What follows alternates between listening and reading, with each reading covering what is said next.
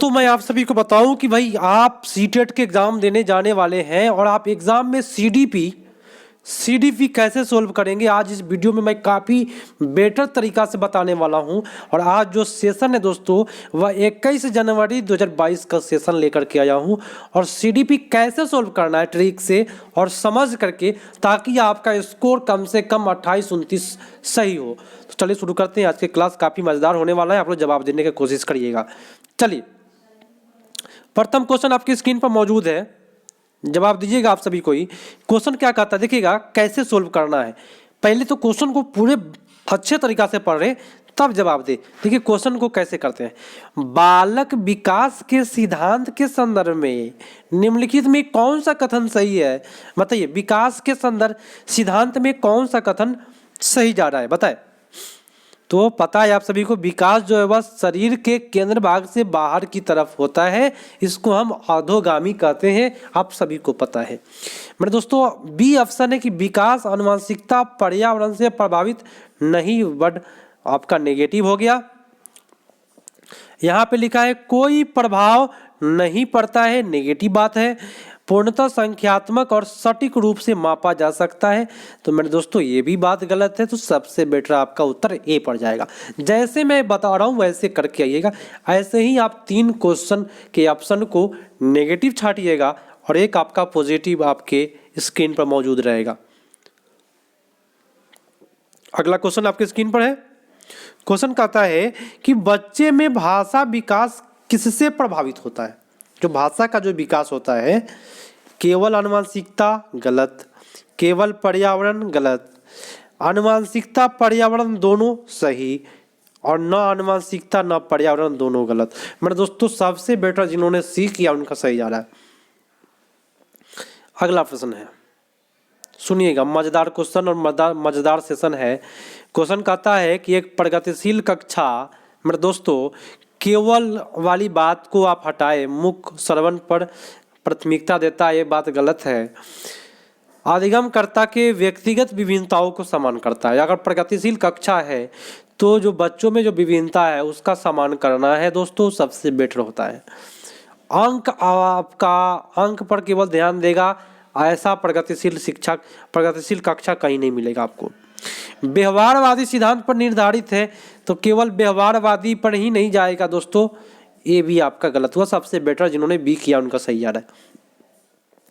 Kohlberg का question है, आपको हर सेशन में आएगा 1-2 प्रश्न कोलबर्ग का, और कोलबर्ग ऐसा खतरनाक क्वेश्चन कोई आता ही नहीं है। लेकिन दोस्तों अगर एक बार समझ गए ना तो कोलबर्ग आप लोग के लिए काफ़ी बेटर साबित होगा।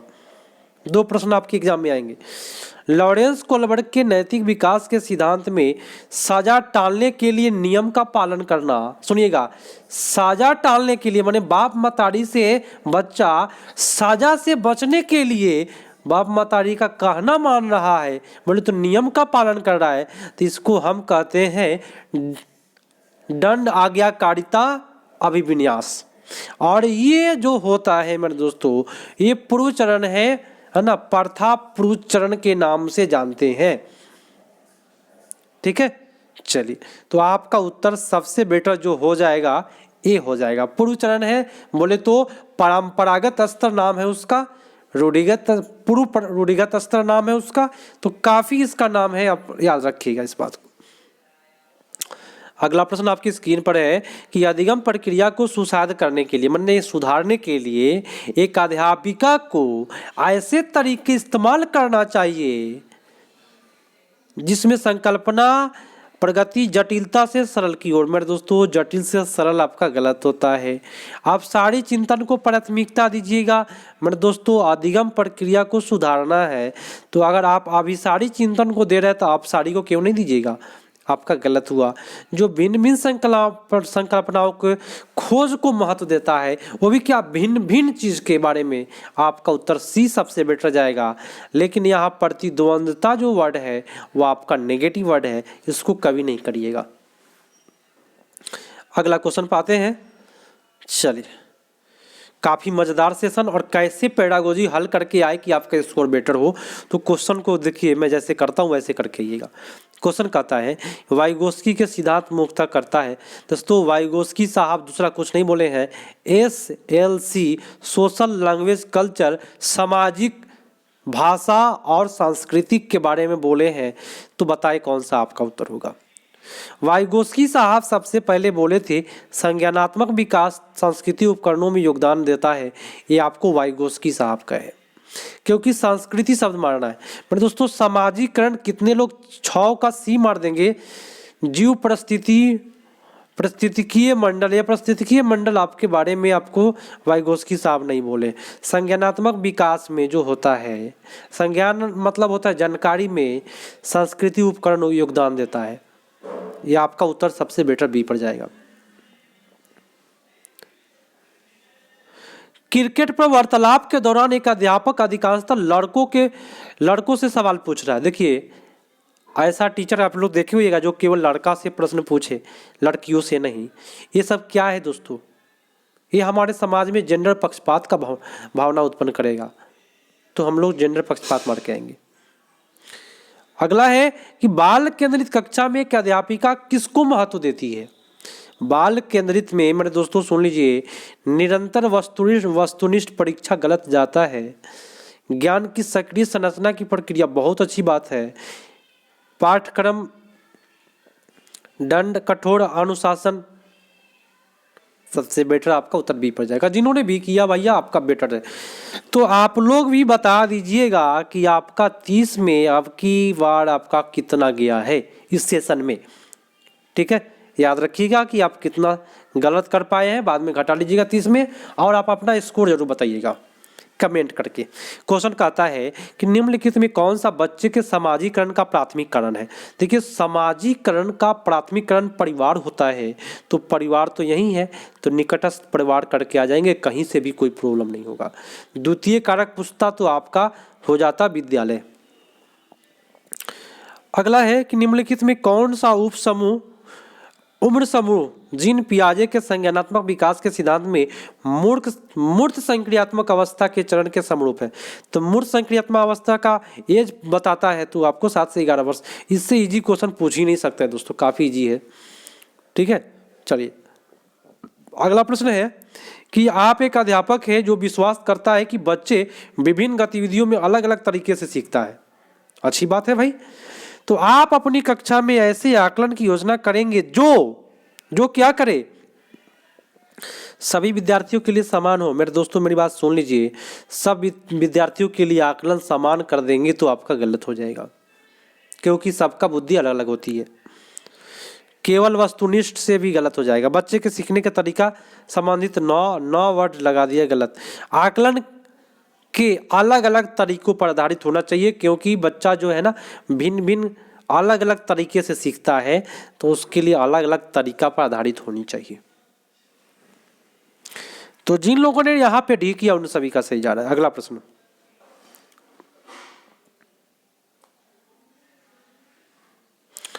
प्रश्न है सुनिएगा, मजेदार सेशन मैं कराऊंगा, कभी भी कराऊंगा तो, और आप लोग से काफ़ी मेरे सेशन का इंतजार कर रहे हैं। मॉर्निंग में 9:30 और शाम को 7 बजे लाइव चलता है, 2 लाइव। और ट्रेनिंग के वजह से मॉर्निंग वाला लाइव थोड़ा सा प्रभावित हुआ है। मेरा ट्रेनिंग 8 से 13 तारीख तक पड़ गया इसी बीच। तो ट्रेनिंग करना, नौकरी तो नौकरी होती है दोस्तों, सरकारी नौकरी, चाहे कितना भी ठंड पड़े, चाहे कितना भी कुछ हो, सरकारी नौकरी भाई काफ़ी देवा सेवा कहते हैं ना उसको, देवा सेवा से मिलता है, जिसकी वजह से। लेकिन फिर भी मैं आप लोग के लिए क्लास के लिए रिकॉर्डेड लाइव प्रोवाइड करके आया हूँ ट्रेनिंग पर, ताकि आप लोगों को कोई दिक्कत नहीं हो। क्वेश्चन क्या कहता है सुनिएगा, लेई वाइगोस्की के सिद्धांत के अनुसार, मैं आप सभी का कमेंट देखूंगा, देखते रहता हूं हमेशा, निम्नलिखित में कौन सी अध्यापन प्रक्रिया को पार प्रदान करने के लिए प्रभावशाली है। मेरे दोस्तों मेरा अगर ट्रिक सुनेंगे आप खुशी से उछल जाएंगे। पार मतलब होता है ढांचा, और ढांचा मतलब होता है आधारभूत, और आधारभूत अवधारणा मतलब हो जाएगा, देखिए पार का एक ही ट्रिक है, आंसर में संकेत आएगा, संकेत से इशारा करना जरूर आएगा। संकेत से इशारा करना, आएगा ही आएगा। तो चलिए देख लीजिए, यहाँ पे लिखा हुआ इशारा देना है, तो पार वाला क्वेश्चन में इशारा वाला वर्ड जरूर आएगा। तो समस्या सुलझाने के दौरान अगर बच्चे किसी बिंदु पर अटक जाते हैं तो संकेत और इशारा देना, ये संकेत और इशारा पार के लिए 100% आपका सही जाएगा। अगला प्रश्न, निम्नलिखित कथनों में से बुद्धिमत्ता के बारे में कौन सा कथन सही है? बुद्धिमत्ता केवल बुद्धि लब्धि परीक्षणों के ही मापता है, तो केवल बुद्धि लब्धि नहीं मापता है, गलत बात है। बुद्धिमत्ता संबंधित व्यक्तिगत विभिन्नताओं को अनुवांशिकता की कोई भूमिका नहीं होती है, नेगेटिव बात बोला। एक क्षेत्र में उच्च बुद्धिमत्ता और अन्य क्षेत्रों में उच्च बुद्धिमत्ता सुनिश्चित करता है, मतलब दोस्तों सुनिश्चित करने वाली बात भी आपका नेगेटिव होता है, फिक्स वाली बात कभी भी गलत होगा। तो बुद्धिमत्ता विद्यालय में बेहतर प्रदर्शन करने की योग्यता से अधिक है, सबसे बेटर आपका डी पड़ जाएगा। चलिए अगला प्रश्न है कि एक घोड़ा को देखकर मजा आ जाएगा दोस्तों, काफी मजेदार क्वेश्चन है। 3 वर्ष का बालिका चकित होकर बोली, वाह इतना बड़ा कुत्ता। भाई देखिए, वो जीवन में कभी घोड़ा देखा ही नहीं, केवल कुत्ता देखा, और भाई घोड़ा को भी देखकर बोले इतना बड़ा कुत्ता, मतलब उसके माइंड में कुत्ता ही बैठा है और घोड़ा को भी कुत्ता बोल रहा है, मतलब उसके माइंड में बैठा है जिसके 4 पैर है और 1 दुम है वो कुत्ता ही होगा। घोड़ा को भी कुत्ता बोला, तो ये माइंड में कोई परिवर्तन नहीं किया, कुत्ता ही जानता था, घोड़ा को भी कुत्ता, हर चीज को कुत्ता बोले, तो जिसमें कोई परिवर्तन नहीं हो, आत्मसातकरण कहते हैं, या उसी का नाम है समावेशन। लेकिन यदि घोड़ा को घोड़ा कहता, कुत्ता को कुत्ता कहता, परिवर्तन करके, तब समायोजन होता। यहां उत्तर आपका ये पड़ जाएगा। अगला प्रश्न है, कभी भी मैं आपको काफी बेटर तरीका से बताऊंगा जिससे कि आपको थोड़ा भी प्रॉब्लम ना हो। भाषा विचार और लेई वाइगोस्की क्या सुझाते हैं? भाषा संज्ञानात्मक विकास को निर्देशित करता है, बात सही है मेरे दोस्तों। वाइगोस्की की बात, मेरा ट्रिक इस्तेमाल करेंगे तो आप कभी भी गलती नहीं करेंगे। वाइगोस्की ने सबसे पहले भाषा बोला, अगर पहले भाषा लिखे बाद में संज्ञानात्मक विकास लिखे तो वाइगोस्की साहब मारिएगा, आप 100% सही करेंगे। लेकिन दोस्तों पहले संज्ञानात्मक विकास और बाद में भाषा, तो ये आपका पियाजे का हो जाएगा। देखिए फर्स्ट में भाषा बोल दे तो आपके भैया वाइगोस्की भैया आ जाएंगे, लेकिन 2 नंबर में अगर भाषा बोले तो आपके पियाजे भैया आएंगे। तो यहाँ पे वाइगोस्की भैया को बैठाइए, फर्स्ट में भाषा बोले हैं तो आपका उत्तर ये हो जाएगा। अगला प्रश्न है, बच्चे में सृजनात्मकता को किस प्रकार सुसाध किया जा सकता है, मतलब सुधारा जा सकता है सृजनात्मकता को? देखिए सृजन बोले तो निर्माण करना, निर्माण कब होगा मेरे दोस्तों? जब खोज होगी, तो खोज के लिए प्रोत्साहित होगा। अध्यापक केंद्रित गलत होता है, लगातार अभ्यास को दोहराना गलत है, अध्यापक केंद्रित गलत है, केवल गलत है। चलिए अगले प्रश्न पाते हैं, गुणज वैकल्य मतलब होता है जिसको गणित में कठिनाई हो, सीधे तौर पर निम्नलिखित में किससे संबंधित है? तो गुणज वैकल्य के बारे में जिसको गणित में कठिनाई हो तो गणितीय संकल्पना के अधिगम में कठिनता से कोई दिक्कत नहीं ना है। चलिए बहुत अच्छी बात है जिन लोगों ने डी किया। शिक्षा का अधिकार अधिनियम 2009 के अंतर्गत निजी विद्यालयों में आर्थिक रूप से कमजोर वर्ग के विद्यार्थियों के दाखिले हेतु सीट के आरक्षण का प्रावधान है।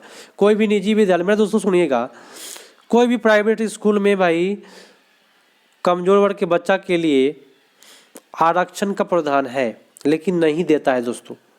इन छात्रों को सफल समावेशन हेतु एक अध्यापक को किस तरह के शिक्षा शास्त्र का इस्तेमाल करना चाहिए, बताएं क्या करिएगा? भेदभावात्मक करिएगा क्या? जो कमजोर है उसके साथ भेदभाव करिएगा, गलत बात। अलगाव रखिएगा, गलत बात। समानता पर आधारित कि समता पर आधारित, बताइए। समानता मानिएगा कि समता मानिएगा? अगर कमजोर वर्ग का बच्चा के लिए आरक्षण है आपके विद्यालय में तो समानता पर आधारित मानिएगा, समता मानिएगा? मेरे दोस्तों साम्यता मारिएगा, सबसे बेटर आपका ये सी जाएगा सही। ठीक है, क्षमता पर आधारित, सी इज द राइट आंसर। अगला प्रश्न सुनिएगा, एक समावेशी कक्षा में सूचना को किस तरह से प्रस्तुत करना चाहिए बताएं। केवल शाब्दिक, केवल दृश्य, केवल मौखिक, बहु रूप में। चलिए इसमें कोई गलती नहीं होगा किसी का भी, आपका उत्तर डी हो जाएगा। अगला है कि शिक्षा के समकालीन नीतियों के अनुसार दिव्यांग बच्चों की शिक्षा के लिए कौन सा मॉडल सुझाया गया है। तो दिव्यांग के लिए मेरे दोस्तों कोई भी बच्चा हो, चाहे वह दिव्यांग हो या स्वस्थ बच्चा हो, सभी के लिए समावेशी शिक्षा है। अगला है कि अधिगम प्रक्रिया के बारे में निम्नलिखित में कौन सा कथन गलत है। अधिगम एक निरंतर प्रक्रिया है, आपका गलत, सही बात है भाई, गलत कथन चुनना है। अधिगम निरंतर चलता है, मैंने सीखना हमेशा चलते रहता है। अधिगम प्रक्रिया त्रुटि गलतियां के लिए अप्रासंगिक है, या अप्रासंगिक गलत बात बोला और यहाँ पे गलत बात ही खोजना था, तो मारिए आपका उत्तर सही हो जाएगा। अगला है कि बच्चे को बारंबार बोलने के लिए वह अधिगम के लिए योग्य नहीं है। मान लीजिए आप एक टीचर बनने जा रहे हैं, मेरी बात सुनिएगा ध्यान से, आप एक टीचर बनने जा रहे हैं, आप किसी बच्चा को बार बार बोल रहे हैं कि तुम अधिगम योग्य नहीं हो, माने तुम सीखने लायक नहीं हो। बताइए किस संभावना को बढ़ावा देता है। अगर आप किसी बच्चे को बार बार बोल रहे हैं कि तुम पढ़ने लायक नहीं हो, तो क्या बच्चा वो प्रेरित होगा? नहीं होगा, उसको वह क्या हो जाएगा, निष्प्रेरित हो जाएगा, अनुप्रेरित हो जाएगा। आपका उत्तर सबसे बेटर ए होगा। समस्या समाधान कौशल को किस प्रकार से बढ़ाया जा सकता है।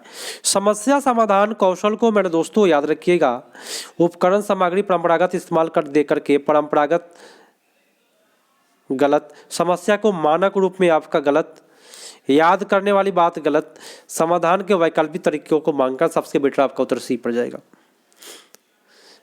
प्राथमिक कक्षाओं में संकल्प अध्यापन हेतु विषय वस्तु को प्रस्तुत करने का तरीका कौन सा क्रम सर्वाधिक उपयुक्त होगा बताएं। क्रम में बताना इसमें, तो कभी भी बच्चे को सबसे पहले मूर्त चीज दिखाएंगे तो मूर्त सबसे पहले ऑप्शन डी नंबर में दिया है, तब चित्र तब संकेत, याद रखिएगा। पहले मूर्त तब उसका चित्र, लास्ट में उसका संकेत, D is the right answer. अगला प्रश्न है कि बच्चे के अधिगम पर कक्षा के वातावरण का काफी प्रभाव पड़ता है। बात सही है। प्रवीणता अभिमुखी अधिगम संस्कृति को बढ़ावा देने के लिए कक्षा का वातावरण किसका होना चाहिए बताइए। मेरे दोस्तों कक्षा का वातावरण कभी भी प्रदर्शन के लिए नहीं होना चाहिए, स्पर्धा के लिए नहीं होना चाहिए। अध्यापक तो टीचर वाला गलत होता है, सकारात्मक एवं सहयोगात्मक होना चाहिए। सबसे बेटर आपका उत्तर डी पर जाएगा। अधिगम के संदर्भ में निम्नलिखित में कौन सा कथन सही है बताएं। कौन सा कथन सही है। परीक्षा ही अधिगम का लक्ष्य है, परीक्षा आपका गलत। अधिगम एक निष्क्रिय प्रक्रिया है, गलत बात है।